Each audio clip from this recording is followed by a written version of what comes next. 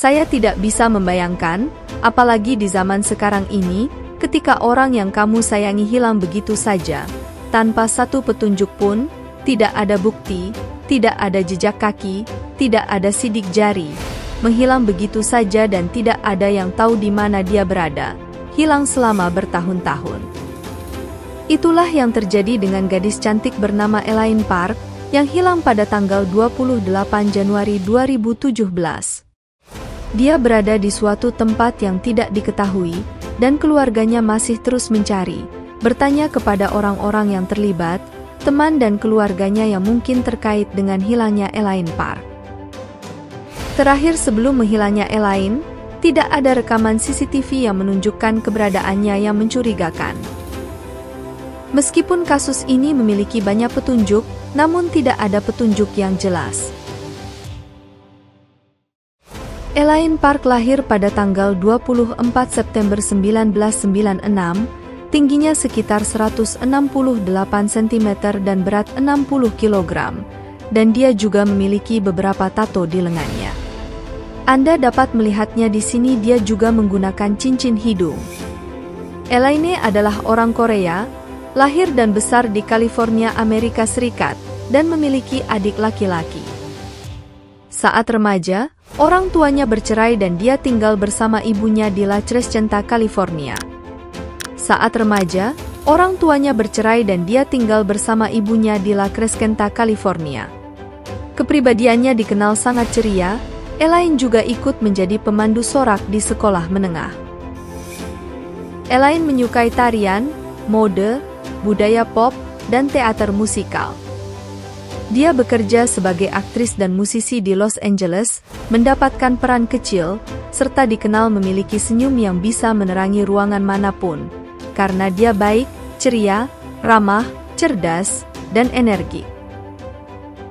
Pada 27 Januari 2017, Elaine Parks meninggalkan rumah ibunya untuk mengunjungi Div, mantan pacarnya, di rumah orang tuanya di Calabasas. Pasangan ini bertemu dan memutuskan untuk pergi menonton film dan kembali ke tempat Div pukul 1 pagi. Pada pukul 4 pagi, Elaine terbangun dengan gemetar dan tampak mengalami serangan panik. Div mencoba menahannya, tetapi dia tetap bersikeras untuk pergi. Rekaman kamera CCTV menunjukkan Elaine berjalan ke mobilnya pada pukul 6.05 pagi, tampaknya dengan tenang meninggalkan tempat tersebut. Setelah dia pergi, kamera berhenti merekam. Kamera keamanan lainnya hanya merekam plat nomor kendaraan, menunjukkan mobil Elaine meninggalkan tempat tersebut pada pukul 7.14 pagi. Polisi kemudian mengklaim bahwa kamera mungkin tidak diperbarui dengan perubahan waktu, yang berarti bisa saja pukul 6.14 pagi, meskipun ini tidak pernah dikonfirmasi. Bahkan jika itu pukul 6.14, ini masih menyisakan sekitar 9 menit jeda waktu yang belum ditemukan. Perjalanan dari rumah pacarnya ke gerbang di pintu masuk seharusnya hanya memakan waktu beberapa menit. Banyak orang, termasuk beberapa penyelidik, percaya bahwa jeda waktu ini sangat panjang. Selama 2 hari berikutnya, Elaine tidak menjawab pesan teks atau panggilan telepon ibunya atau pacarnya. Ibunya mencoba menelepon kepolisian, karena tidak biasa dan tidak sesuai dengan karakter putrinya untuk tidak menjawabnya. Karena Elaine sudah dewasa, polisi berasumsi bahwa dia hanya tidak ingin berbicara dengan siapapun dan melarikan diri ke suatu tempat. Ibunya disuruh menelepon kembali keesokan harinya. Pada 2 Februari 2017, 5 hari setelah Elaine hilang, polisi menemukan Honda Civic 2015 yang ditinggalkan di Pacific Coast Highway di sebelah selatan lembah pegunungan Santa Monica di Malibu. Daerah ini, yang dikenal sebagai Ngarai Hitam, berjarak sekitar 45 menit berkendaraan dari rumah pacarnya, Div. Mobilnya ditemukan dengan semua barang pribadinya masih di dalam, termasuk ransel, laptop, kunci, ponsel, dan ID-nya. Kunci telah ditinggalkan dengan baterai mati dan pintu tidak terkunci. Dan rekaman CCTV dari sebuah pompa bensin di Pacific Coast Highway menunjukkan mobil Elaine berputar balik. Polisi menanyai pacar Elaine, Div, tetapi dia kooperatif dan dikesampingkan sebagai tersangka oleh penyelidik.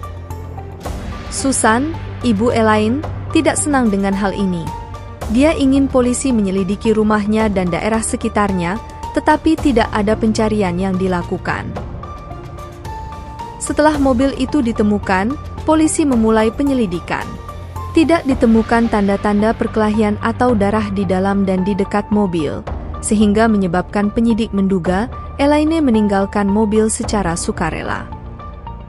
Mereka membawa 4 anjing pelacak, drone, dan tim penyelam untuk mencari di tebing, pantai, dan sebagian lautan, tetapi mereka tidak menemukan jejak Elaine.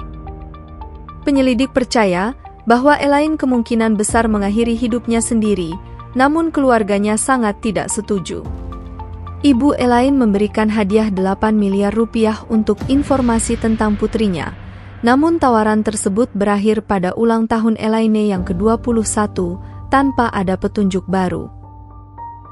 Setelah melakukan penyelidikan sendiri, Brandt juga tidak setuju dengan bunuh diri polisi dan mengatakan bahwa ada kecurangan yang terjadi dalam hilangnya Elaine.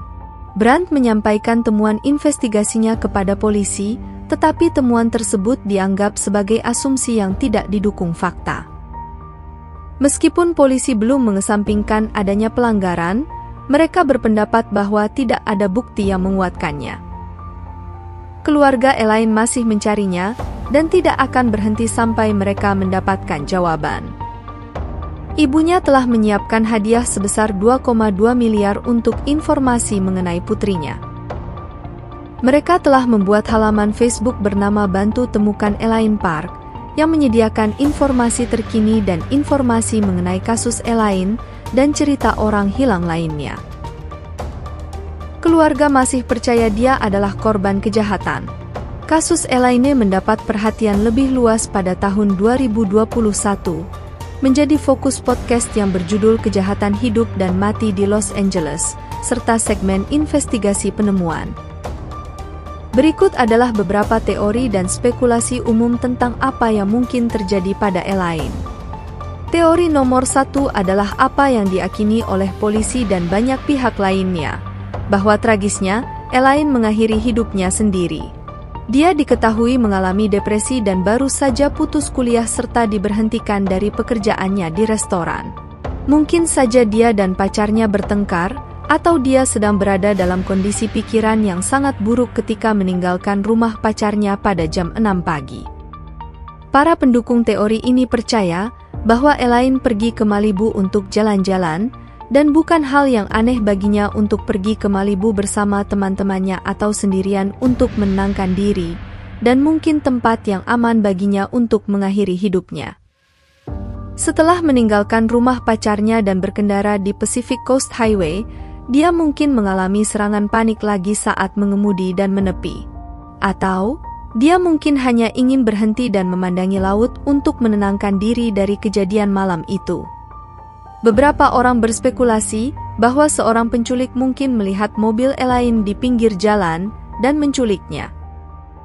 Salah satu masalah dengan teori ini adalah, meskipun hari Sabtu pagi masih sangat pagi, jalan raya ini sibuk. Sehingga sulit jika seseorang bisa membawa seorang wanita muda dari sini tanpa ada yang melihatnya. Teori ketiga adalah pacarnya terlibat. Banyak orang masih percaya polisi membersihkannya terlalu cepat, dan pacarnya mungkin terlibat dalam hilangnya wanita tersebut. Beberapa orang percaya bahwa setelah dia meninggalkan tempat itu kamera berhenti merekam saat Div mengikutinya. Atau alternatif lainnya, Div yang mengemudikan mobil, meninggalkan rumahnya dengan terlebih dahulu mematikan kamera keamanan. Dia tidak pernah mengatakan bahwa ada pertengkaran atau perkelahian, tetapi ada banyak waktu mencurigakan yang tidak diketahui penyebabnya. Elaine berada di rumahnya selama 2 jam, antara saat dia bangun dan saat dia pergi. Tapi apa yang sebenarnya terjadi dalam 2 jam itu? Jadi apa pendapat Anda tentang kasus hilangnya Elaine Park ini? Beritahu kami di komentar di bawah. Terima kasih telah menonton, dan jika Anda menikmati video ini dan menganggapnya informatif, silahkan klik tombol suka dan berlangganan.